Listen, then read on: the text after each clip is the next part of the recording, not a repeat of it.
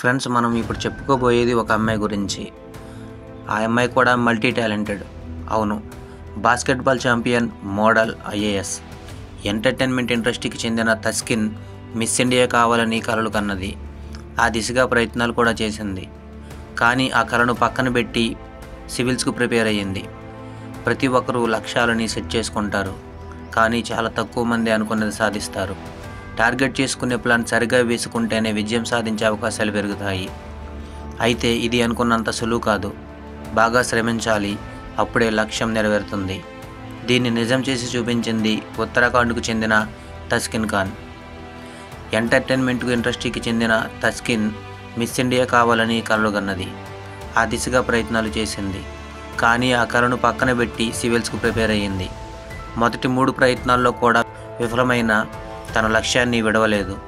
4వ ప్రయత్నంలో civils clear చేసి ఐఏఎస్ సాధించింది. ఆమె సక్సెస్ స్టోరీ ఏంటో ఇప్పుడు చూద్దాం.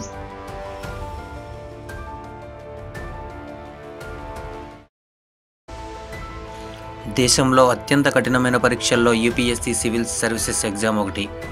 వేల మంది దరఖాస్తు చేసుకున్న ఉత్తీర్ణత 100లోపే ఉంటుంది. అందుకే చిన్నప్పటి నుంచి చదువులో బాగా రాణించేవారు మాత్రమే సివిల్స్ క్లియర్ చేస్తారన్న అపోహ అందరిలో ఉండేది. అయితే ఎంటర్టైన్మెంట్ ఇండస్ట్రీకి చెందిన తస్కిన్ ఖాన్ సివిల్స్ క్లియర్ చేసి ఔరా అనిపించుకుంది.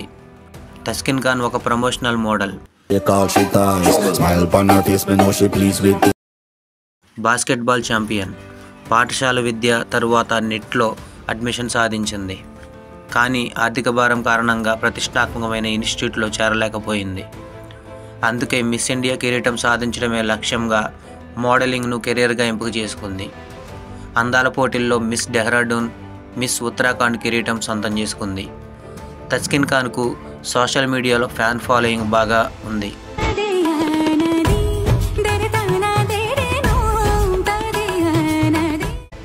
మిమిక్రీ స్కిల్స్ కూడా ఆమె సొంతం. అందం, అభినయంతో పాటు చాలా తెలివైనది. అయితే ఆమెకు యూపీఎస్సీ సివిల్స్ క్లియర్ చేయాలనే కోరిక ఉండేది.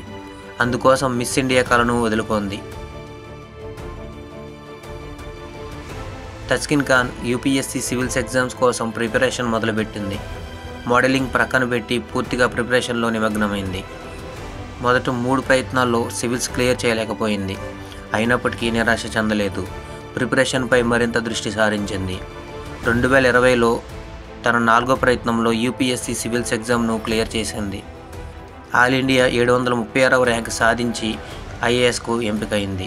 కొంత ఆలస్యమైన తను అనుకున్న లక్ష్యాన్ని సాధించి నలుగురికి ప్రేరణగా నిలిచింది.